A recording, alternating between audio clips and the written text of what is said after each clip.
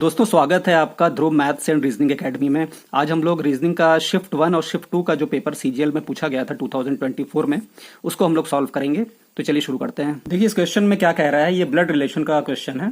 किसी विशिष्ट कोड भाषा में a प्लस बी का अर्थ है a b की माता है, a माइनस बी का अर्थ है a b का पिता है, a प्रतिशत b का अर्थ है a b की बहन है, a ऑब्लिक b का अर्थ है a b की पत्नी है और a बराबर b का अर्थ है a b का भाई है।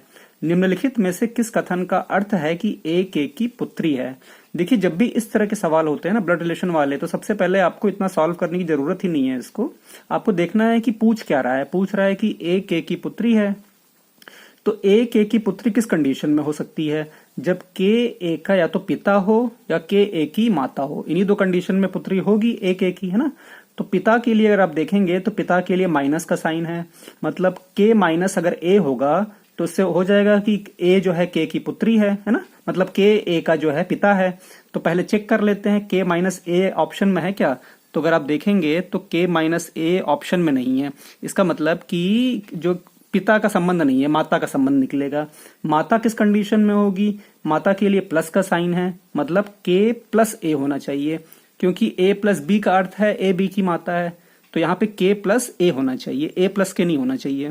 ठीक है, तो अब k, क्योंकि a प्लस के करेंगे तो उल्टा हो जाएगा ना, a k की माता हो जाएगी।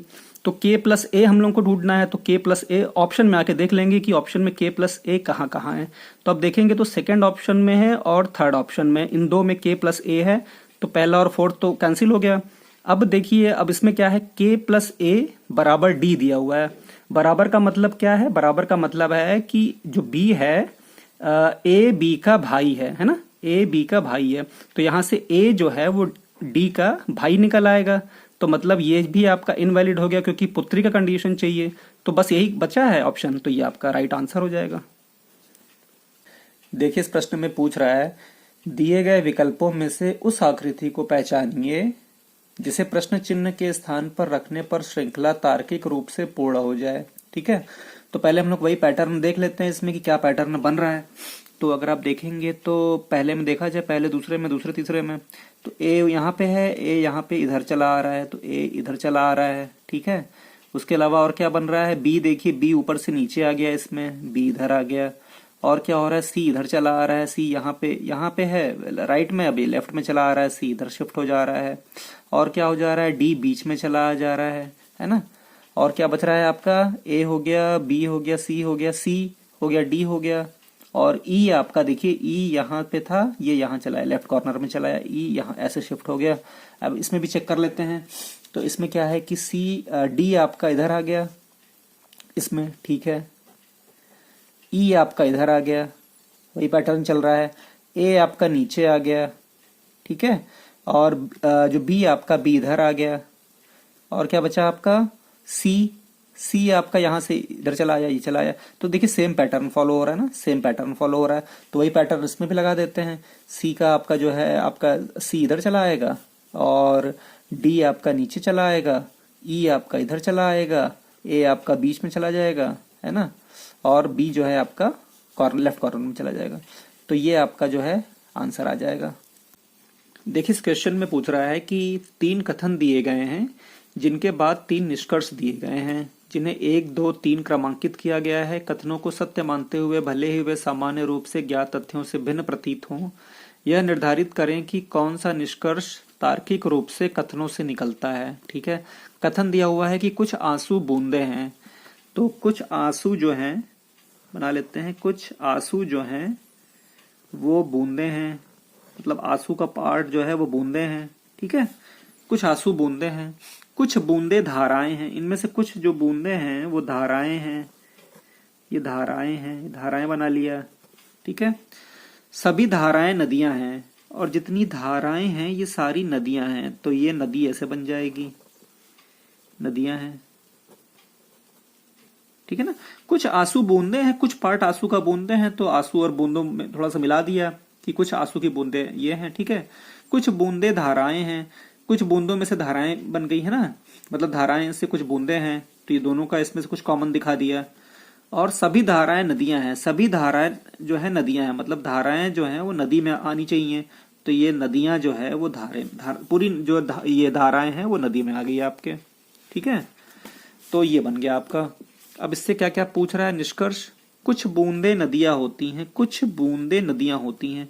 तो देखिए कुछ बूंदे तो नदियां नहीं हो सकती ना, नदी का पार्ट हो सकती है पर नदियां नहीं हो सकती हैं, तो पहला ऑप्शन तो गलत है। दूसरा क्या है, दूसरा है सभी आंसुओं का धारा होना एक संभावना है, सभी आंसुओं का धारा होना एक संभावना है, क्योंकि आंसू बूंदों से कनेक्ट है और बूंदे कुछ बूंदे धाराएं हैं, तो आंसू जो आंसू हैं वो धारा होने की संभावना हो सकती है, ये ठीक है। और थर्ड क्या है, सभी धाराएं नदियां हैं, सभी धाराएं नदियां हैं, ये तो है ही। तो ये आपका सभी धाराएं नदियों का ही पार्ट है ना, धाराएं नदियों में मिल गई हैं तो सभी धाराएं नदियों का पार्ट है, तो ये सही है। तो सेकेंड और थर्ड जो है इसका राइट आंसर है। अगले क्वेश्चन में कह रहा है कि एक विशिष्ट कोड भाषा में लेट इट गो इसको नोट कर लेते हैं। लेट इट गो को VCNTAP ये कह रहा है, ठीक है। और दिस इज इट, इसको नोट करना सबसे बेस्ट तरीका होता है। दिस इज इट को MQVCLH,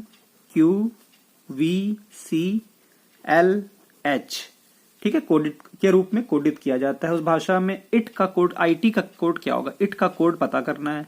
तो ठीक है, पहले देख लेते हैं इसमें कॉमन क्या है। तो let it go, this is it, तो यहाँ पे क्या है, VC कॉमन है, और यहाँ पे क्या है, let it go, it common है, और यहाँ पे VC कॉमन है, तो बड़ा सिंपल हो गया। देखिए इट कॉमन है, यहाँ पे VC कॉमन है, तो VC आपका आंसर हो जाएगा। प्रश्न चिन्ह के स्थान पर रखे जाने पर श्रृंखला को तार्किक रूप से पूरा करने वाले वैकल्पिक चित्र की पहचान कीजिए, ठीक है। तो ठीक है, देखिए इसमें क्या है कि पहले और दूसरे में और दूसरे और तीसरे में हम लोग रिलेशन पता कर लेंगे तो पता चल जाएगा इसमें क्या है। तो क्या हो रहा है इसमें, चलिए चेक करते हैं। पहले देखिए सर्कल ऊपर है, अगले में नीचे आ जा रहा है, तो एक पैटर्न तो ये बन गया। ट्राइंगल इधर है, फिर इधर आ जा रहा है, तो ट्राइंगल लेफ्ट से राइट हो जा रहा है, ट्राइंगल इधर आ गया। ये एरो आपका देखिए बीच में है, ये लेफ्ट में चला जा रहा है, लेफ्ट कॉर्नर में, तो ये इधर चला आया, ठीक है। ये नोट डाउन कर लेते हैं हम लोग सारा। उसके बाद स्क्वायर जो है आपका राइट में है, ये ऊपर चला गया, स्क्वायर ऊपर चला गया आपका, ठीक है। और क्या हो रहा है, और क्या बचा, और यहाँ पे ये एरो देखिए, एरो यहाँ पे राइट कॉर्नर में है, ये बीच में चला आ रहा है, ये एरो इधर आ गया, तो ये पैटर्न इसमें बना है। सेकंड और थर्ड में भी एक बार चेक कर लेते हैं। तो सेकंड में क्या हुआ, ये एरो ऊपर है, ये नीचे आ गया, वैसे ही पैटर्न ठीक है। सर्कल इधर से इधर आ गया, ये भी ठीक है, वैसे ही चल रहा है। उसके बाद आपका ये एरो जो डाउन एरो है, यहाँ कॉर्नर में चला गया, इधर चला आया, ये भी ठीक है। और आपका जो स्क्वायर है वो बीच में चला आया, ये चला आया, और ट्रायंगल जो है आपका ऊपर चला गया। देखिए सेम पैटर्न फॉलो हो रहा है, जो इसमें हो रहा है वो इसमें हो रहा है, मतलब इसमें भी वही पैटर्न फॉलो होगा। तो चेक कर लेते हैं। पहले क्या है, नीचे आ रहा है, तो रेक्टेंगल आपका स्क्वायर जो है आपका नीचे आ जाएगा, और ये डाउन एरो आपका इधर चला आएगा, फिर आपका ये इधर ट्रायंगल ऊपर चला जाएगा, ठीक है। और ये क्या है, सर्कल बीच में आ जाएगा, और नीचे वाला ऊपर चला जाएगा, ये एरो ऊपर चला जाएगा, तो ये आपका आंसर आ जाएगा, ठीक है। तो ये आपका आंसर आ जाएगा। आंसर निम्नलिखित में से कौन सी श्रृंखला दी गई श्रृंखला में प्रश्न चिन्ह के स्थान पर आएगी। तो ये देखिए इसमें ये श्रृंखला दिया हुआ है 1 3 10 41 1 2 3 7 और बीच का दे रहा है। तो सबसे पहले तो डिफरेंस देख लेते हैं, डिफरेंस कितने का है। इसमें है +2, इसमें है +7, इसमें है +31, 2 7, इनमें है +5, इसमें है +24। मतलब इसमें कोई तो इस तरह ऐड करने पे तो नहीं होगा, क्योंकि इसमें कुछ इसमें कॉमन नहीं मिल रहा है। और कैसे रिलेशन निकाल सकते हैं इसमें, अगर 1 3 10 40, 1 3 10 40 41 है, तो अगर देखिए एक में अगर 2 का गुणा करें और 1 ऐड कर दें तो भी 3 हो जाएगा, है ना। ऐसे ही अगर हम 10 में 3 में अगर हम जो है 3 का गुणा करें और 1 ऐड कर दें तो 10 हो जाएगा। 10 में अगर हम 4 का गुणा करें और 1 ऐड कर दें, मतलब देखिए एक एक चल रहा है, उस पर कैसे चल रहा है। 1 में 2 का गुणा किया, 1 ऐड किया, 3 में 3 का गुणा किया, 1 ऐड किया, 10 में 4 का गुणा किया, 1 ऐड किया। तो ऐसे ही 41 में क्या करेंगे हम लोग, 5 का गुणा करेंगे और 1 ऐड कर देंगे, तो ये आपका हो जाएगा कितना, 5 एकम 5 और 5 की 20, 205 और 1 206। ये आपका 206 आंसर आ जाएगा। देखिए क्या कह रहा है इसमें, एक विशिष्ट कोड भाषा में वॉट वेयर हाउ को वॉट, इसको नोट कर लेते हैं। वॉट वेयर और हाउ को ए डी डी और एफ एफ लिखा जाता है, ठीक है। उसके सामने नोट कर लिया। वेयर देयर दैट, फिर वेयर देयर और दैट दिया हुआ है, उसको नोट करना पड़ेगा। वेयर, इस तरह के क्वेश्चन देखिए ऐसे ही किए जाते हैं, नोट कर लीजिए, उसके बाद बहुत इजी हो जाता है आपको फाइंड आउट करना। देयर को, दैट को डी डी जेड जेड और पीपी लिखा जाता है। और विच, सबसे पहले तो जो है उसको खटाक से उतार लीजिए, विच, वॉट और हियर, इसको आपको लिखा है एफ एफ, के और एल एल लिखा जाता है उस भाषा में। हाउ को कैसे लिखा जाएगा, तो इसको देखिए प्रश्न देखते ही लिखना शुरू कर दीजिए सो दैट कि आपका टाइम बचे। हाउ को कैसे लिखा जाएगा, हाउ का पूछ रहा है, तो पहले चेक कर लेते हैं इसमें क्या क्या कॉमन है। देखिए पहले और दूसरे में what, where, how, where, there, that, तो इसमें वेयर कॉमन है ना, दोनों में वेयर है, तो वेयर कॉमन है। और कोई कोड भी कॉमन है क्या इन दोनों में? वेयर का अगर आप देखेंगे तो डीडी कॉमन है दोनों में, तो डीडी हो जाएगा कोड। अब देखते हैं इन दोनों में कुछ कॉमन है क्या? Where, there, that, which, what, here, which, what, here, इसमें कुछ कॉमन नहीं है। पहले और तीसरे में देख लेते हैं, what, where, how, which, what, here, what common है, वॉट कॉमन है। और अल्फाबेट चेक कर लीजिए कोई कॉमन है क्या? वॉट कॉमन है वर्ड्स में, और अल्फाबेट में A D D F F है, एफ एफ कॉमन है, ठीक है। तो वेयर और वॉट का कोड पता चल गया। अब पहले में देखिए वॉट है, वेयर है और हाउ पूछ रहा है, तो अगर वेयर का डीडी हो गया, वॉट का एफ एफ हो गया, तो आपका हाउ का क्या हो जाएगा? जो बचा हुआ है ए कोड हो जाएगा, ठीक है। अगले क्वेश्चन में पूछ रहा है कि एक निश्चित तर्क के अनुसार 19 का संबंध 209 से है, तो नोट कर लेते हैं 19 का संबंध 209 से है। इसी तर्क के अनुसार 27 का संबंध 297 से है, और 27 का संबंध जो है वो 297 से है, इसको नोट कर लेते हैं। इसी तर्क के अनुसार 61 का संबंध निम्नलिखित में से किससे है? 61 का पूछ रहा है कि किससे है, और ऑप्शन क्या दे दिया है? नोट दिया है कि संक्रियाएं पूर्ण संख्याओं पर की जानी चाहिए, उन्हें उनके घटक अंकों में विभाजित नहीं किया जाना चाहिए। उदाहरण के लिए 13 पर जोड़, घटाना, गुणा आदि जैसी संक्रियाएं की जा सकती हैं। 13 को 1 और 3 में विभाजित करके उन पर गणितीय संक्रियाएं करना अनुमत नहीं है। तो देखिए जब भी इस तरह का दे देता है कि आपको अनुमति नहीं दे रहा है कुछ भी तोड़ने के लिए, तो ये इस तरह के जो सवाल होते हैं काफी इजी हो जाते हैं। बस अब हम लोग को डिफरेंस चेक करना है कि डिफरेंस क्या है। तो अगर हम देखते हैं 19 और 209 के बीच में कितने का अंतर है आपका, ये आपका हो जाएगा 9 से 9 गया 0, ये आपका हो गया 190 का अंतर है ना। और 27 और 297 के बीच में कितने का अंतर है, तो 7 में 7 गया 0, और 170 का अंतर है। तो इसमें तो कोई रिलेशन नहीं बैठ रहा है, कोई बात नहीं। और क्या कर सकते हैं, इस अगर घटाने पर रिलेशन नहीं बन रहा है, मतलब ऐड करने पर नहीं बन रहा है, तो और क्या कर सकते हैं, 19 से अगर हम इसमें अगर मल्टीप्लाई करें तो ये पूरा पूरा कट रहा है क्या? 19 से अगर 209 में देखेंगे तो 19 एकम 19, 19 एकम 19, ये देखिए 11 बार में कट जा रहा है ये। और ये 27 एकम 27 और 2 27 एकम 27, ये भी 11 बार में कट जा रहा है, दोनों 11-11 बार में कट जा रहे हैं। मतलब 19 गुणे 11 209 के बराबर है, 27 गुणे 11 297 के बराबर है। तो 61 गुणे 11 कर लेते हैं, 61 गुणे 11 कितने के बराबर होगा? 61 दहा में 610 और 61 एकम 61, 610 और 61 671, ये 671 आपका आंसर आ जाएगा। दी गई आकृति में कितने त्रिभुज हैं? इसमें हम लोगों को number of triangle find out करना है। तो देखिए इसमें इस तरह के जब आते हैं ना नंबर ऑफ ट्रायंगल वाले, तो इसमें ट्रिक काम नहीं करती है कि जो हम लोग साइड काउंट करके और उसको ऐड कर देते हैं मल्टीप्लाई करके। इसमें क्या है कि आपको काउंट करना पड़ेगा। अब देखिए बहुत कॉम्प्लिकेटेड ये नहीं है, तो इसको काउंट किया जा सकता है। तो जो जो दिख रहा है उसको काउंट कर लेते हैं, 1 2 3, 1 2 3, और एक ये पूरा बन रहा है तो ये 4 हो गया, ये 5, ये 6 7 8 9 10 11, कोई छूट तो नहीं रहा और, ठीक है, 11 12 12 13, और ये पूरा एक बन रहा है 14 15 16 17 18 19, ठीक है। और क्या बच रहा है? और तो कुछ नहीं हो रहा है, हो गया सारा। ये देखिए एक ये बच रहा है 19 20, और एक ये बच रहा है 21, और तो कुछ नहीं बच रहा है इधर, और ये सारे हो गए। तो देखिए इसमें नंबर ऑफ ट्रायंगल्स जो हैं वो 21 हो जाएंगे, ठीक है।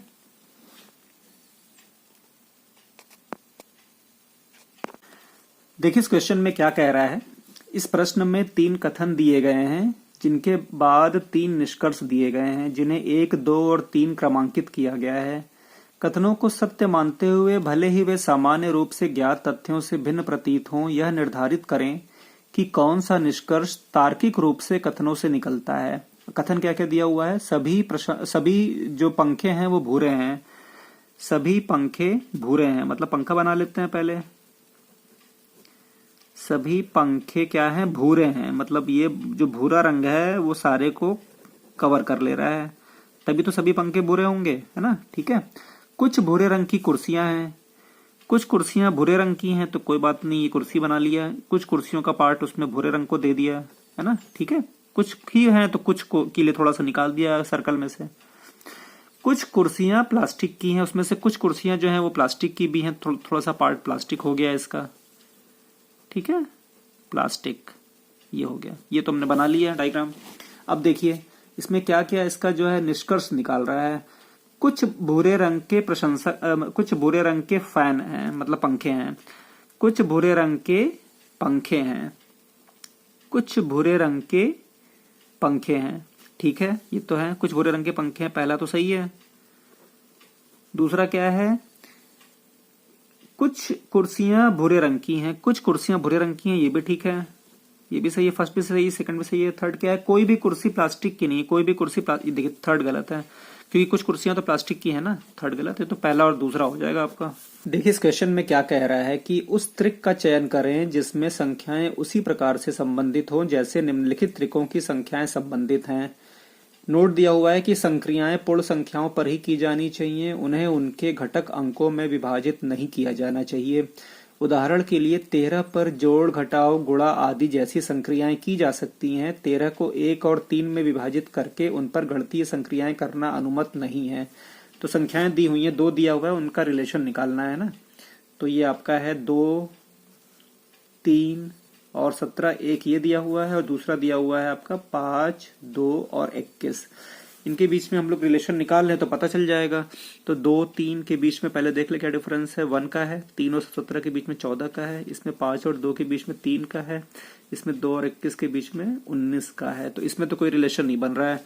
और कैसे क्या रिलेशन देख सकते हैं, अगर 2 में 1 का गुणा करें और 1 ऐड करें, 2 1 2 1 3, 3 में अगर हम 5 का गुणा करें, 3 5 5 2 17, पर ये तो 5 से 2 छोटा, ये भी नहीं बनेगा। और क्या हो सकता है, 2 से 3 में गुणा करें तो 2 गुणे 3 6, उसमें 11 ऐड करते तो भी 17 हो जाएगा। 5 गुणे 2 10, हाँ ये देखिए इसमें हो जाएगा ये। इसमें अगर हम 2 × 3 + 11 करते हैं तो 17 आ जा रहा है। यहाँ 5 गुणे 2 प्लस अगर 11 करते हैं तो भी जो है आपका 5 दूनी 10 और 11 21 हो जा रहा है। तो फिर इसका मतलब ये है कि ऑप्शन में चेक कर लेते हैं। तो पहला ऑप्शन आपका 3 4 23, तो 3 4 23, 4 3 12 और 11 तो पहले में ही हो जा रहा है। 3 × क्या कहते हैं 4 + 11, 4 3 12 और 11 21, ये सही है। दूसरा देख लेते हैं, 5 6 72, 5 6 72 में 5 6 30 और ये नहीं होगा। 2 5 10, ये भी नहीं है, ठीक है। 1 चौके 4 और 11, ये भी ठीक है। ये ऑप्शन आपका जो है सही है, पहला ऑप्शन सही है आपका। 3 4 और 23 होगा। देखिए इस क्वेश्चन में क्या कह रहा है, उस विकल्प का चयन करें जो उन अक्षरों को दर्शाता है जिन्हें नीचे दिए गए रिक्त स्थानों में बाएं से दाएं रखने पर दी गई अक्षर श्रृंखला पूरी हो जाएगी। ठीक है, श्रृंखला का क्वेश्चन है ये, है ना। अब देखिए इस तरह के जो क्वेश्चंस होते हैं ना, इसमें क्या होता है कि एक तो ट्रिक होती है कि आपने काउंट कर लिया और जो है फिर उसको फैक्टर निकाल लिया उसका और उस हिसाब से कट कर लिया। लेकिन देखिए क्या होता है कि जब इतने सारे अल्फाबेट्स दिए होते हैं ना, तो इसमें आपको ट्रिक को यूज करने की जरूरत ही नहीं पड़ेगी। बस एक बार आप पढ़ लीजिए, आपको अपने आप आंसर पता चल जाएगा। बस मन में इसको बोल बोल के पढ़ लीजिए, NBANA -AANA NAB NANABAANA। देखें तो इसमें साफ साफ आपको पता चल रहा है कि ANA ये कॉमन है ना, सब में आ रहा है ANA। अब देख लीजिए यहाँ पे ANA के पहले क्या आ रहा है, N आ रहा है, तो यहाँ पे N हो जाएगा आपका। ठीक है, फिर यहाँ पे NANA हो गया। अब ANA के पहले N आ रहा है, ANA के पहले देखिए ANA के पहले N आ रहा है, N के पहले A आ रहा है, तो यहाँ पे N के पहले A हो जाएगा। ठीक है, अब देखिए आपका बन गया ANABA। N के पहले A आ रहा है, A के पहले B आ रहा है, तो यहाँ A के पहले B हो जाएगा आपका। BANA है ना, A के पहले फिर क्या आ रहा है, N आ रहा है, तो यहाँ पे N हो जाएगा आपका। फिर B के पहले क्या आ रहा है, A आ रहा है, तो A हो जाएगा आपका। तो आपका हो जाएगा ANBAN, ये आपका जो है ANBAN, ये आपका राइट आंसर हो जाएगा। देखिए इस क्वेश्चन में क्या कह रहा है, एक सांकेतिक भाषा में it's your life, it's your life, इसको नोट करते चलते हैं। इट्स योर लाइफ को A0 B0 या B स्मॉल है, जो भी हो, B स्मॉल हो या C स्मॉल O, और इट्स योर फूड को BAC0 B0 लिखा जा रहा है। ठीक है, उस भाषा में फूड को कैसे लिखा जाएगा, फूड को पूछ रहा है कि फूड को क्या लिखा जाएगा। इट्स योर लाइफ को A0 B0 C0 और इट्स योर फूड को BAC0 B0 लिखा जा रहा है। तो ठीक है, फूड क्या है, इट्स योर, तो देखिए इन दोनों में कॉमन चेक कर लेते हैं। इट्स योर कॉमन है, और यहाँ पे B0 और आपका B0 C0 कॉमन है, तो बच गया A0 BA। और फूड का पूछ रहा है, फूड किस में है, फूड इसमें है, तो फिर फूड का कोड आपका BA हो जाएगा। ठीक है, फूड क्योंकि इट्स योर हो गया तो फूड बचा है, फूड का कोड BA। देखिए इस क्वेश्चन में पूछ रहा है कि चित्र में दिखाए अनुसार दर्पण को MN पर रखने पर दी गई आकृति की सही दर्पण छवि का चयन कीजिए। तो देखिए दर्पण वाले क्वेश्चंस तो बहुत इजी होते हैं, मैंने आपको बताया था पिछली बार भी। इसमें बस आपको पलट के लिख देना है, अगर लेफ्ट है तो राइट, राइट है तो लेफ्ट में। तो यू तो देखिए दोनों साइड में है, तो यू तो सेम रहेगा, इसमें कोई चेंज नहीं होगा। डब्ल्यू भी देखिए, डब्ल्यू दोनों साइड में रहता है, तो डब्ल्यू भी चेंज नहीं होगा। एक्स भी चेंज नहीं होगा, एक्स पूरा सेम रहता है, दोनों साइड में है क्योंकि। जे आपका लेफ्ट में है तो राइट में हो जाएगा, ऐसे हो जाएगा। एम भी देखिए सेम रहेगा आपका। ठीक है, तो इसका आपका ये आंसर आ जाएगा। दी गई आकृति में कितने त्रिभुज हैं, नंबर ऑफ ट्रायंगल पूछ रहा है इसमें। तो देखिए इस फिगर में तो ये बहुत सिंपल फिगर है, काउंट कर लेते हैं। 1 2 3 4, और तो कहीं इनकम्पास नहीं कर रहा है ना इसको। ठीक है, तो नंबर ऑफ ट्रायंगल 4 हो जाएंगे। ये अगला क्वेश्चन भी दर्पण का ही है। नीचे दिखाए गए अनुसार दर्पण को MN पर रखने पर दी गई आकृति की सही दर्पण छवि का चयन कीजिए। तो इसमें भी देखिए ठीक वैसे ही हो जाएगा। लेफ्ट 2 आपका लेफ्ट में है तो 2 आपका राइट में हो जाएगा। ठीक है, 4 आपका लेफ्ट में है तो 4 आपका राइट में हो जाएगा। एरो आपका राइट में है तो एरो लेफ्ट हो जाएगा। 3 लेफ्ट है तो 3 राइट हो जाएगा। एरो इधर लेफ्ट साइड में इंक्लाइंड है तो ये राइट साइड में हो जाएगा। 9 आपका लेफ्ट में है तो 9 आपका ये हो जाएगा राइट, ऐसे। ठीक है, ये आंसर हो जाएगा आपको। देखिए इस प्रश्न में पूछ रहा है कि दिए गए विकल्पों में से वह आकृति चुनें जो प्रश्न चिन्ह को प्रतिस्थापित कर सके और तार्किक रूप से श्रृंखला को पूरा कर सके। तो चलिए इसका हम लोग देख लेते हैं कि क्या मैच कर रहा है, अभी पैटर्न चेक कर लेते हैं। तो पहले देखिए ए आपका यहां से इधर चला आया, ए आपका डिस्प्लेस होके लेफ्ट से राइट हो गया। ट्रायंगल आपका ऊपर से नीचे आ गया, ये पैटर्न बन रहा है। और फिर क्या हो रहा है इसमें, पी किधर, पी इधर से इधर आ गया, पी इधर से इधर आ गया, आपका लेफ्ट राइट से लेफ्ट आ गया। और जो एरो है आपका, एरो ऊपर जाके पलट गया है, एरो ऊपर जाके और ये पलट गया है। ठीक है, और जो बीच वाला साइन है ये देखिए सब में चेंज हो जा रहा है, तो ये आपका रिवर्स हो जा रहा है, ये आपका रिवर्स हो जा रहा है। तो ऐसे इसमें भी चेक कर लेते हैं, इसमें भी वही पैटर्न फॉलो हो रहा है कि नहीं हो रहा है। तो एरो देखिए इधर चला गया है, ठीक है। ए नीचे आ गया है, ये भी ठीक है। फिर ट्रायंगल इधर चला आया है, ये भी ठीक है। फिर पी ऊपर जाके बी बन गया है, पलट गया है, ये भी ठीक है। और त्रिशूल भी आपका चेंज हो गया है। ठीक है, तो मतलब ये पैटर्न फॉलो हो रहा है। तो इसी पैटर्न के आधार पे यहाँ क्या हो जाएगा, ट्रायंगल आपका इधर चला आएगा, बी आपका नीचे आ जाएगा, ये एरो आपका इधर चला आएगा, है ना, एरो आपका इधर चला आएगा। और क्या हो रहा है, ए आपका ऊपर जाएगा और ऊपर जाके क्या हो रहा है, पलट जा रहा है, तो ए आपका ऐसे हो जाएगा। और त्रिशूल आपका पलट जा रहा है तो त्रिशूल आपका सीधा हो जाएगा, यही आंसर हो जाएगा।